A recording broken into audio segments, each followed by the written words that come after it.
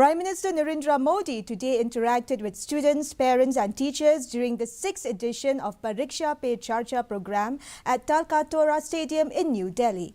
During the interaction, the Prime Minister told the students that they must link their determination and own strength with the expectations of their parents. He told students that focus is necessary to tackle the expectations. Giving advice to their parents, the Prime Minister urged them to encourage their children to observe and learn about things that are happening around them.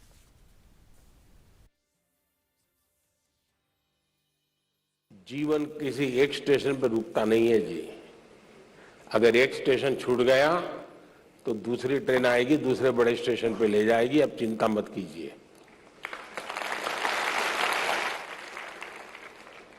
Exam वो end of the life नहीं होता है जी।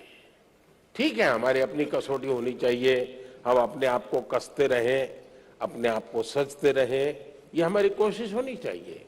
लेकिन हमें इस तनाव से मुक्ति का मन में संकल्प कर लेना चाहिए। जो भी आएगा, मैं जिंदगी को जीने का तरीका जानता हूं, मैं इससे भी निपट लूंगा।